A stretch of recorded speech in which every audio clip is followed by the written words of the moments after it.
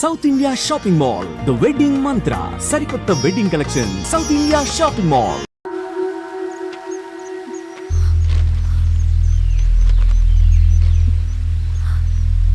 ప్రపంచంలో గొప్ప వాళ్ళ చావులన్నీ నమ్మక ద్రోహంతోనే జరుగుతాయని నిరూపించావు రవి. అన్నయ్యని కూడా అచ్చం ఇలాగే చేసావు కదా. ఎందుకు రవి? ఏం జరిగింది? అన్నీ బాగుంటే దేశం తరపున బ్యాడ్మింటన్ ఆడేవాడిని.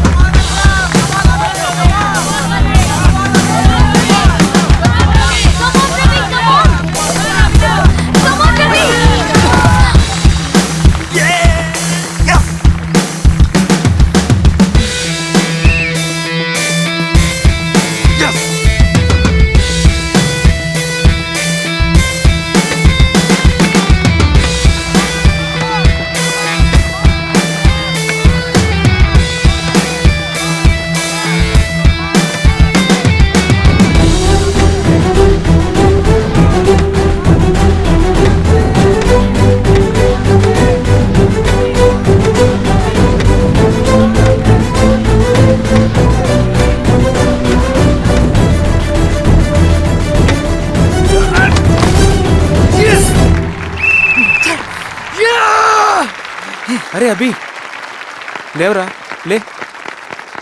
Congratulations. Thank you sir.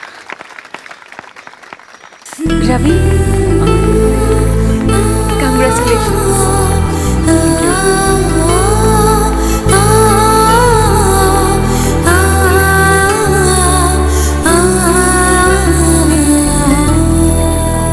Sir, Gangineni Venkateswararao గారి ఎర్రజెండ పుస్తకం ఎక్కడుంది? రవి దగ్గర ఉందమ్మా.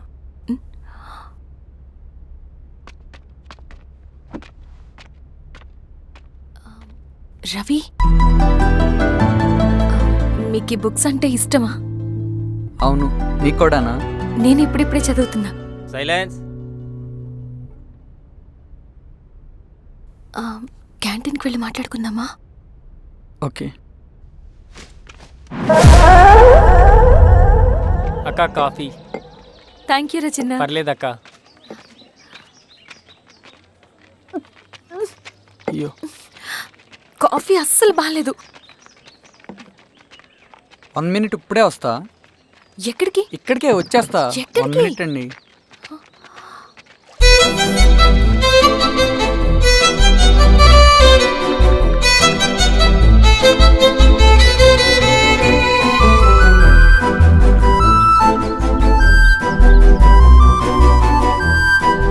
ఒకసారి ఈ కాఫీ టేస్ట్ చేయండి.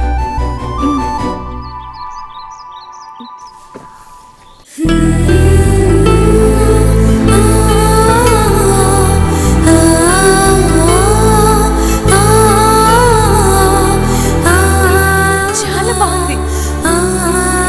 థ్యాంక్ యూ అండి.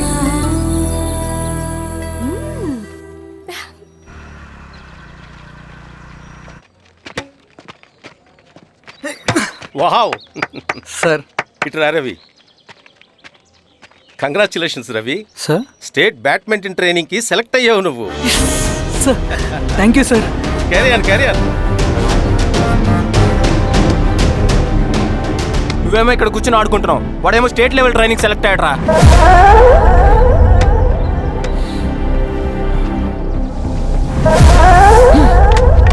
అరే, మొత్తానికి నువ్వు అనుకున్నది సాధించావురా. రే, ఎప్పుడు మనం ఎంచుకున్న మార్గమే మన జీవితాన్ని మారుస్తుందిరా. Hi Ravi. All the best Ravi. నీకోసమే, తీసుకో. Thank you. బాయ్.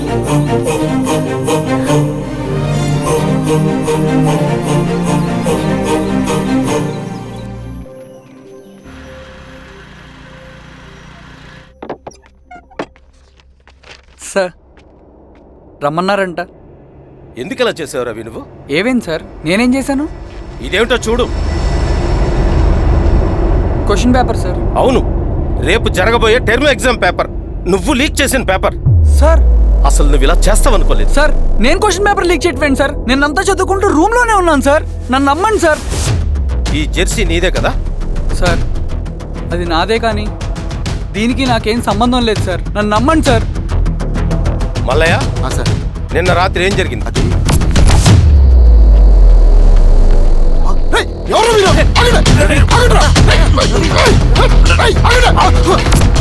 అతను అబద్ధం చెప్తున్నాడు సార్. నాకేం తెలియదు సార్. నేను దొంగతనం చేయలేదు సార్. నన్ను నమ్మండి.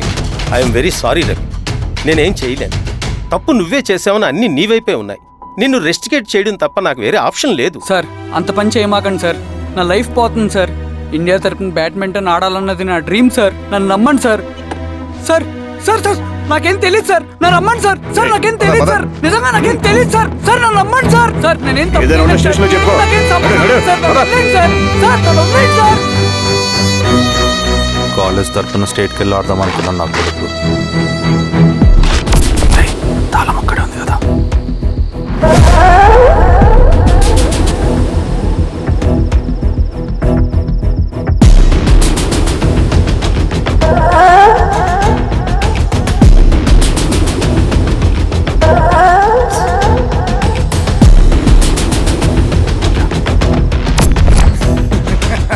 రేపు జైల్లో ఆడుకుంటారా బ్యాడ్మింటన్? సార్ నన్ను ఎందుకు తీసుకొచ్చారు సార్? నాకేం తెలియదు సార్. సార్, ఈడే సార్ పేపర్ లీక్ చేసింది. నేను చేయలేదు సార్. నిజంగా నేను చేయలేదు సార్. సార్ సార్ నిజం సార్. సార్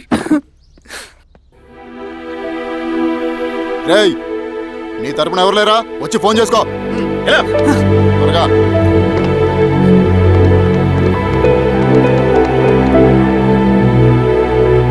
సార్ నేను రవీన్ సార్. రవి చెప్పు. సార్ నేను పోలీస్ స్టేషన్లో ఉన్నాను సార్. మీరు నాన్న అర్జెంట్గా రండి sir. Please sir. Police station ఏమైంది రవి? ముందు మీరు రండి సార్ ప్లీజ్. నేను చెప్తాను సార్. సరే సరే వస్తున్నా. వెళ్ళి కూర్చో. సార్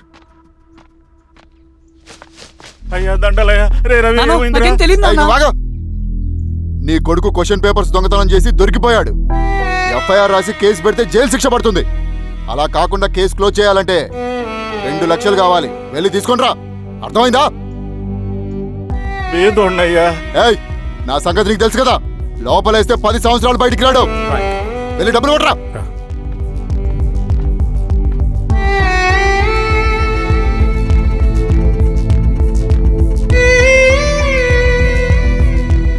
దండలయ్యా. ఇదిగోనయ్యా 2 లక్షలు.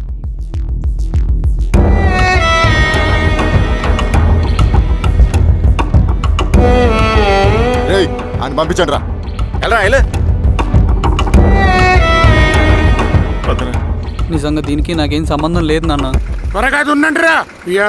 బంగారం లాంటి భూమిది. అరే ఏంకన్నా పటేల్ మీ పొలం దున్నేస్తున్నాడు. పటేల్ మా పొలం దున్నేట్రా. పదయ్యా. రవి పద.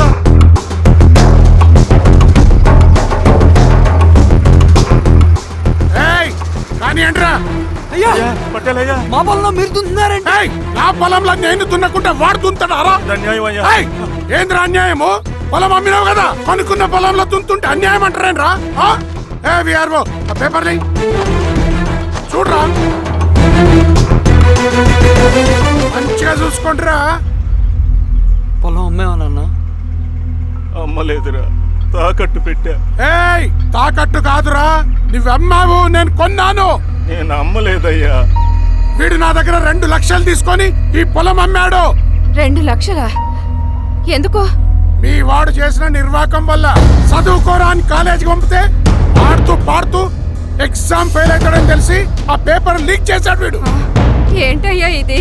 పోలీస్ కేసు అవుతుందని తెలిసి వీడు నా దగ్గరకు వచ్చి 2 లక్షలు తీసుకుపోయి వాడిని బయటికి వినిపించిండు. ఏం రా, అంతేనా కదా? ఇది అన్యాయం అయ్యా.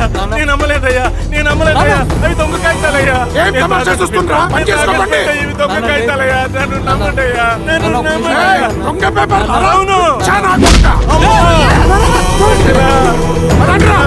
నేను అమ్మలేదే. వాళ్ళు మనల్ని మోసం చేశారు. వాళ్ళు మనల్ని మోసం చేశారు. నాన్న నాన్న నాన్న నాన్న నాన్న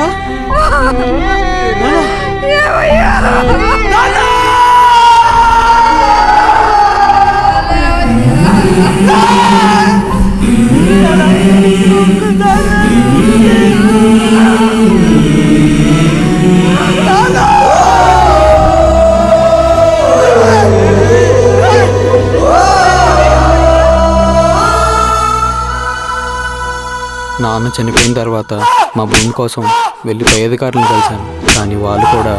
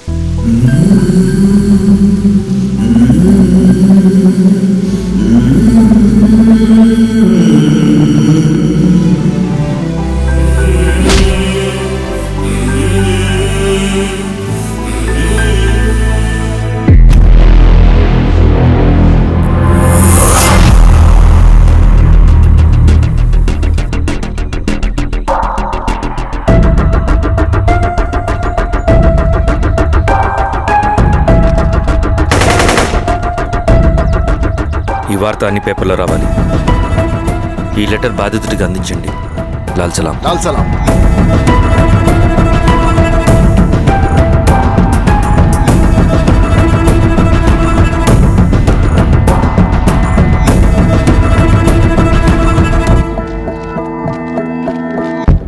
ఈ పీడిత భూస్వాముల నుండి విముక్తి కోసం విప్లవ పోరాటం చేయాలి. పేద ప్రజలను సమసమాజం వైపు నడిపించాలి.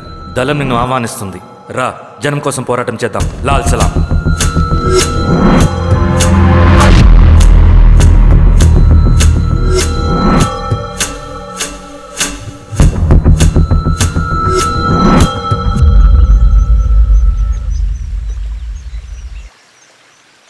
నాకు పట్టిన గతి ఇంకెవ్వరికీ పట్టకూడదని ఉద్యమంలోకి వచ్చాను.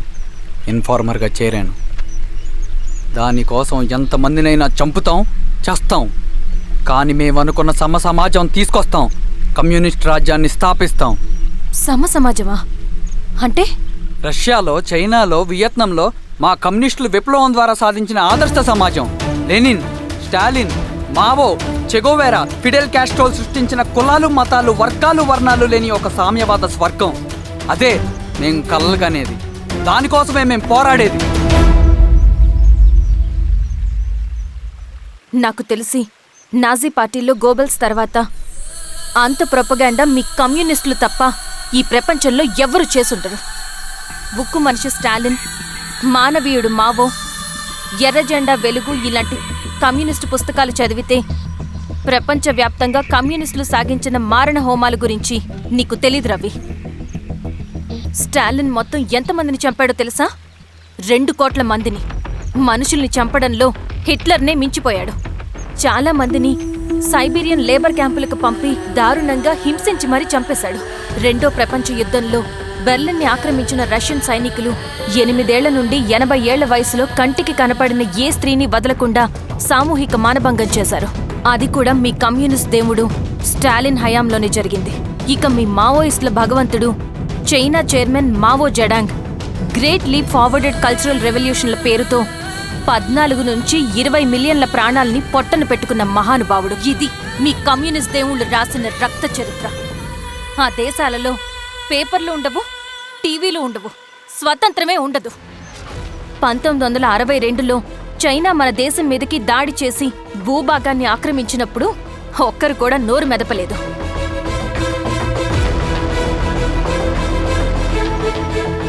కమ్యూనిస్టుల మానసపుత్రులైన మీ నక్సలైట్లు ఏమైనా తక్కువ తిన్నారా? పశ్చిమ బెంగాల్లోని నక్సల్ బరి అనే గ్రామంలో 1965లో జోతేదార్ల దౌర్జన్యానికి వ్యతిరేకంగా పుట్టిందే మీ ఉద్యమం. A for arms, B for Bengal, C for Charu Majumdar. చారు మజుందార్ చెప్పిన స్టేట్మెంట్ గుర్తుందా? వర్గశత్రువుని ఖతం చేసి వాడి నెత్తుట్లో చేతులు ముంచని వాడు విప్లవకారుడు ఎలా అవుతాడు? అక్కడి నుంచి మొదలైంది మీ నక్సల్స్ హింసాకాండ. 1965 నుంచి ఇప్పటిదాకా 1,00,000 మందిని ఉద్యమం పేరుతో చంపేశారు.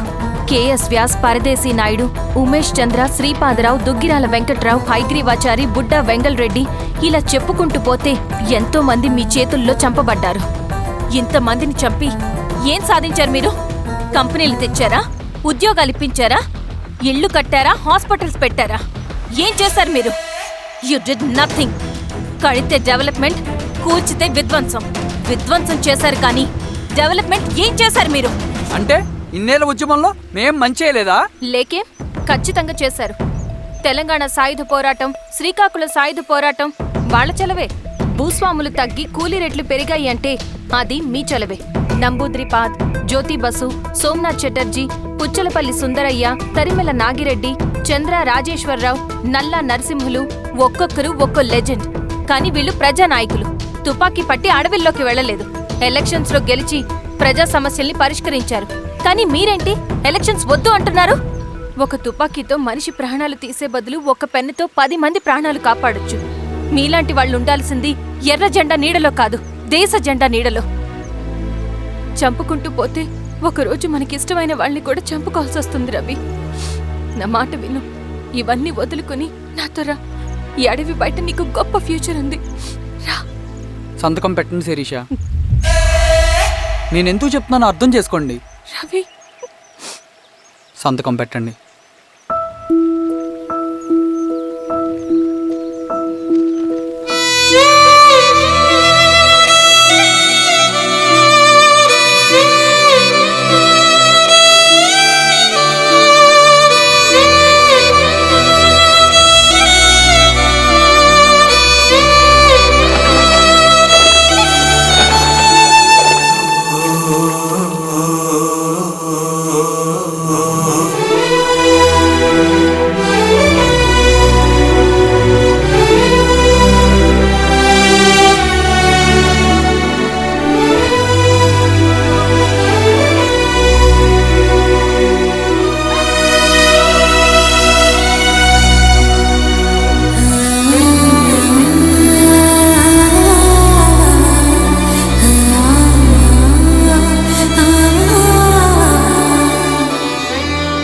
శిరీషమ్మ, నేను కొన్నాళ్ళు ఒంటరిగా ఉండాలనుకుంటున్నాను. అర్థం చేసుకోండి. అది కాదమ్మా. స్వామి, నేను నీ కబురు పెడతాను. అమ్మా అమ్మా హ్మ్.